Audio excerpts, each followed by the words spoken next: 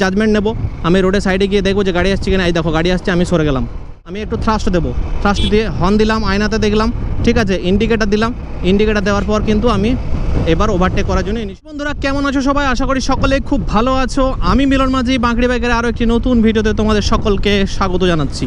বন্ধুরা আজকের ভিডিওর যেটা টপিক হতে চলেছে সেটা হলো যে ওভারটেকিং, কিভাবে আমরা ওভারটেক করব। হ্যাঁ বন্ধুরা, যারা একদমই নতুন নতুন বাইক চালানো শিখছে বা বেশ কিছুদিন ধরে বাইক চালানো তো শিখে গেছে, কিন্তু ওভারটেক করতে গেলে বুকের ভেতরটা ধড়পড় করে ওঠে। স্বাভাবিক ব্যাপার, কেননা সত্যি এটা একটা খুবই ইম্পর্ট্যান্ট জিনিস। ওভারটেক সঠিকভাবে তুমি যদি না করতে পারো, যদি তুমি ভুল করে ফেলো, তাহলে কিন্তু অনেক রকমের দুর্ঘটনা ঘটে যেতে পারে। সো আমার সামনে একটা ট্রাক যাচ্ছে, এটাকে আমি ডেমো দিয়ে তোমাদেরকে আজকে বোঝাবো একটার পর একটা স্টেপ বাই স্টেপ কোন কোন জিনিসগুলো তোমরা করবে, কি কি মনে রাখবে, কোন কোন ভুলগুলো করবে না, যাতে করে তোমরা সেফলি ওভারটেক করতে পারো। আমি তোমাদের কথা দিচ্ছি বন্ধুরা, এই ভিডিওটা দেখার পর 100% তোমরা কনফিডেন্টলি সেফভাবে ওভারটেক করতে পারবে। তো চলো বন্ধুরা দেরি করবো না, ভিডিওটা শুরু করা যাক। শুরু করার আগে যদি চ্যানেলটা এখনও সাবস্ক্রাইব না করেছো, তো বাইক রাইডিং রিলেটেড ভিডিও আমার চ্যানেলে রেগুলারলি আসতে থাকে। যারা নতুন নতুন বাইক চালানো শিখছে, বিভিন্ন বিষয় নিয়ে সমস্যা আছে, তাতে ক্লাচ কন্ট্রোল হোক, গিয়ার কন্ট্রোল হোক, ব্রেক কন্ট্রোল হোক, ঠিক আছে, হাই স্পিড লো স্পিড সব রকমের ভিডিও কিন্তু আমার চ্যানেলে অলরেডি দেওয়া আছে। সো চলো বন্ধুরা দেরি করবো না, ভিডিওটা শুরু করে যাক। আশা করবো ভিডিওটা পুরোটা দেখবে, পুরোটা দেখার পর যদি তোমাদের ভিডিওটা ভালো লাগে তাহলে অবশ্যই ভিডিওতে একটা লাইক করে দিও। তো চলো বন্ধুরা ভিডিওটা শুরু করা যাক।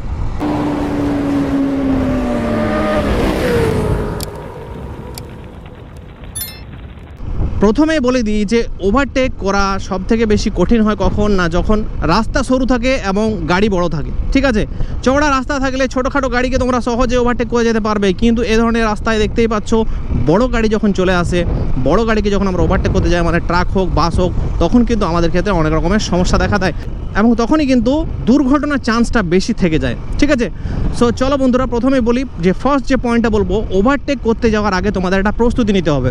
মানে কি, মানে ধরো তুমি একটা স্পিডে আসছো, সামনের যে গাড়িটা আছে সেটাকে তুমি ওভারটেক করবে, তুমি কন্টিনিউ যে স্পিডে আসছো সেই স্পিডে তুমি ডাইরেক্ট একদম ওভারটেকের মানে সিচুয়েশনে যাবে না। ঠিক আছে, তোমাকে প্রস্তুতি নিতে হবে, কিছুটা দূরে এসে তোমাকে বাইকটা স্লো করতে হবে। ঠিক আছে, এবং কি ওভারটেক করতে যাওয়ার আগে একটা তোমাকে মিনিমাম একটা ডিস্টেন্স মেনটেন করতে হবে। এই যে দেখতে পাচ্ছ আমি যতটা দূরত্বে যাচ্ছি, ট্রাকটা থেকে যতটা দূরত্বে যাচ্ছি, মোটামুটি এরকম একটা ডিস্টেন্স মেনটেন করে তোমাকে ওভারটেকের জন্য প্রিপারেশন নিতে হবে। এই ডিস্টেন্সটা মেনটেন করা খুবই জরুরি বন্ধুরা। কেন আমি তোমাদের বলে দিচ্ছি, যদি তুমি ধরো ডাইরেক্ট এসে গাড়িটার পিছন থেকে তুমি ওভারটেক করতে যাও, যে কোনো সময় উল্টো দিক থেকে গাড়ি এসে কিন্তু তোমাকে মেরে দিতে পারে। ঠিক আছে, সেই সময় তুমি যদি ওইভাবে একদম সামনে থেকে তুমি ওভারটেক করতে যাও, উল্টো দিক থেকে গাড়ি আসে, তুমি না তো তুমি সময় পাবে, তোমার হাতে একটা সময় থাকবে না এবং তোমার কাছে জায়গা থাকবে না নিজস্ব পজিশন নেওয়ার। মানে তুমি যদি গাড়িটাকে স্লো করে দাও, তাও কিন্তু তুমি পিছিয়ে আনতে গাড়িটাকে পারবে না এবং তোমার জায়গা থাকবে না। সেই কারণে এই যে মিনিমাম ডিস্টেন্সটা মেনটেন করেছি আমি, এই ডিস্টেন্সটা মেনটেন করার পর কী করব না, আমি সামনে কোনো গাড়ি আসছে কিনা সেটা একটু সাইডে গিয়ে আমি কিন্তু দেখে নিতে পারবো যে সামনে কোনো গাড়ি আসছে কিনা, রাস্তা ফাঁকা পাবো আমি, তবেই কিন্তু আমি ওভারটেক করার জন্য ইনিশিয়েট করব। সো যখনই আমি দেখে নিলাম যে সামনে গাড়ি আছে, তখনই কিন্তু আমি একটা স্পেস পেয়ে গেলাম, যে আমি সাইডে আসার একটা জায়গা পেয়ে গেলাম, সঙ্গে সঙ্গে আমি গাড়িটাকে সাইডে নিয়ে চলে এলাম। কিন্তু যদি একদম সামনে থেকে আমি সেই জিনিসটা করতে যাই, তাহলে কিন্তু হয়তো আমার সেটা সময়টাও পাবো না, জায়গাটাও পাবো না।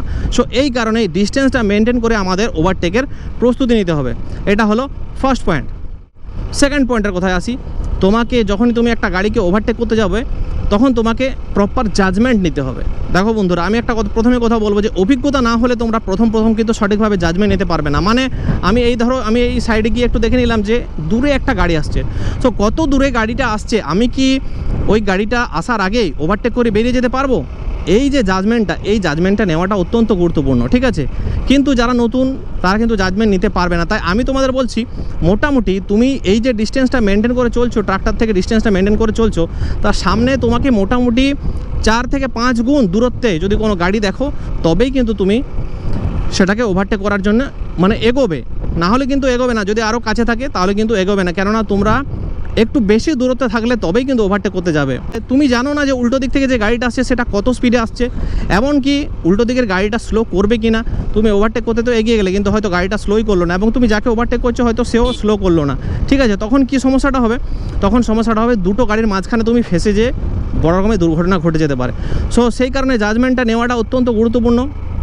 ঠিক আছে, তো প্রথম যখন তোমাদের অভিজ্ঞতা নেই, তোমরা কিন্তু দেখবে যে সামনের দিক থেকে গাড়ি যদি অনেক দূরে আসছে, তবেই কিন্তু ওভারটেক করতে এগোবে, না হলে কিন্তু এগোবে না। অনেক দূরে মানে অনেকটাই দূরে। ঠিক পয়েন্ট।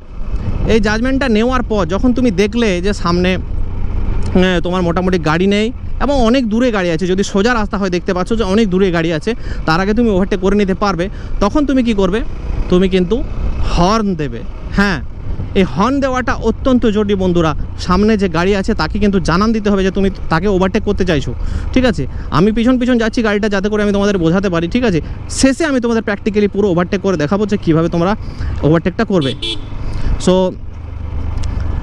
যেটা বললাম, হর্ন দিতে হবে, হর্ন দিয়ে তুমি সামনের গাড়িকে কিন্তু জানান দেবে যে তুমি ওভারটেক করতে চাইছো। এবার কি হয় না, তুমি একটা দূরত্ব মেনটেন করে চলছো, ডান পাশে গিয়ে তুমি ডান পাশে রোডটা দেখে নিতে পারবে যে সামনে কোনো গাড়ি আসছে কিনা, কিন্তু বাঁ পাশটা তুমি দেখতে পাবে না। কি হবে, সেখানে একটা ব্লাইন্ড স্পট তৈরি হবে। মানে হতে পারে যে বাঁ সাইডে ট্রাক্টর, বাঁ সাইডে কোনো রকমের কোনো কিছু দাঁড়িয়ে আছে রোডের মধ্যে, এটাও হতে পারে, ঠিক আছে। বা ওই দিক থেকে কোনো কিছু আসছে, বাঁ দিক থেকে কোনো কিছু আসছে, তখন কিন্তু তুমি যদি ওভারটেক করতে যাও খুব রিস্কি হয়ে যাবে, ট্রাকটা ডান দিকে চলে যেতে পারে, ঠিক আছে। এই কারণে তুমি যদি হর্নটা দাও, হর্নটা দিলে ট্রাক যদি দেখলো যে তার সামনে বাঁদিকে কোনো কিছু আছে, তখন সে সঙ্গে সঙ্গে তোমাকে হাত দিয়ে কিন্তু মানা করবে যে আপনি কিন্তু ওভারটেক করবেন না, তোমাকে সাইন দেবে হাত দিয়ে যে দাঁড়াও, ওভারটেক করবেন না, ট্রাক আস্তে আস্তে ডান দিকে চাপবে। এবং যদি না থাকে, সে অটোমেটিক্যালি তোমাকে, কোনো কিছু না থাকে তাহলে অটোমেটিক্যালি তোমাকে কিন্তু সে সাইন দিয়ে দেবে যে হ্যাঁ তুমি ওভারটেক করতে পারো। তাই এই হর্ন দেওয়াটা কিন্তু অত্যন্ত জরুরি যখন তুমি ওভারটেক করতে যাচ্ছ। নেক্সট পয়েন্টের কথায় আসি। নেক্সট যেটা পয়েন্ট সেটা হলো আয়নাতে তোমাকে দেখতে হবে, মিরর।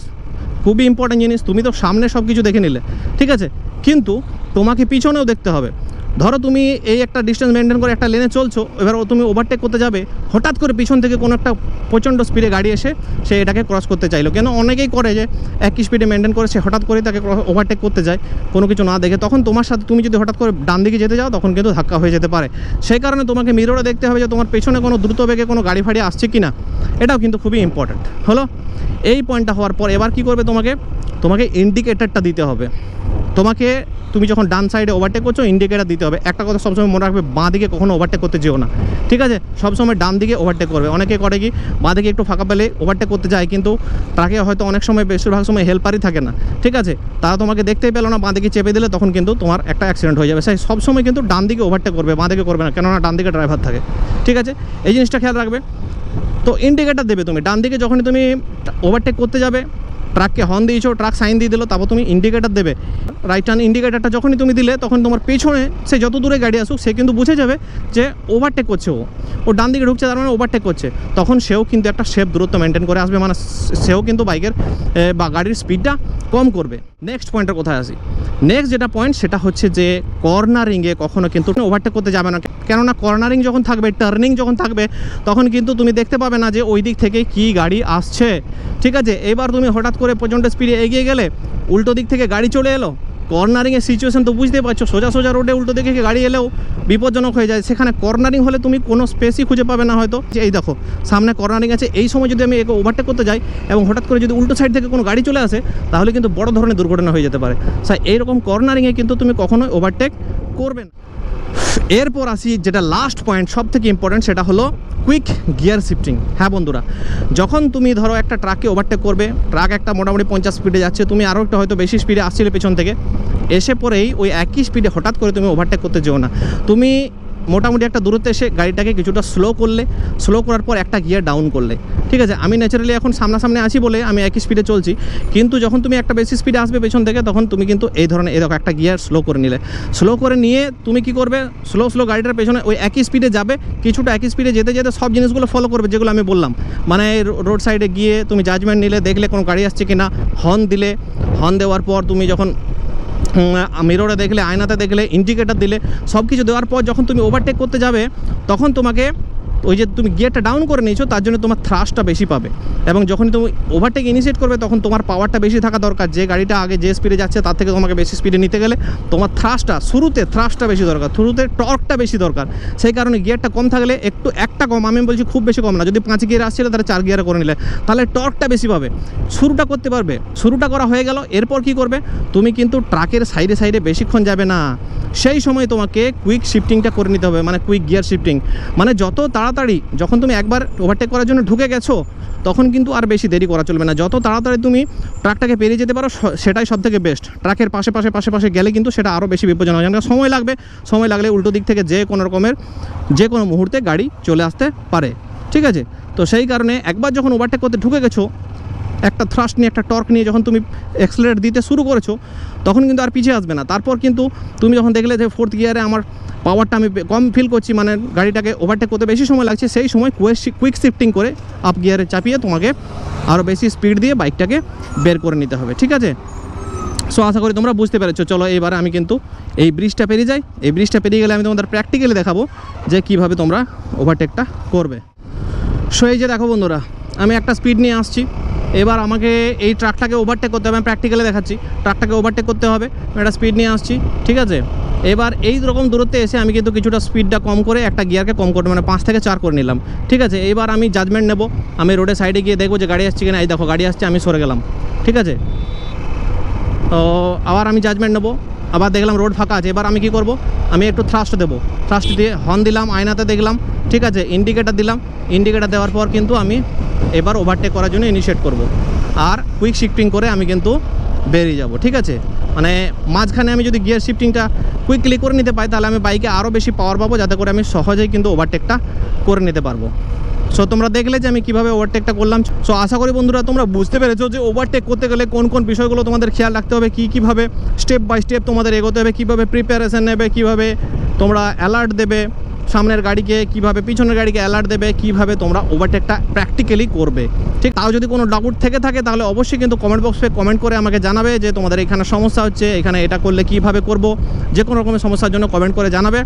চলো বন্ধুরা, আজকের ভিডিওটা আর বেশি দেরি করবো না, বেশি লম্বা করবো না। যদি ভিডিওটা ভালো লেগে থাকে, কিছু হলেও ভিডিওটা থেকে শিখতে পেরেছো, তাহলে অবশ্যই কিন্তু ভিডিওটা লাইক করে দিয়ে চ্যানেলটাকে সাবস্ক্রাইব করে দিও।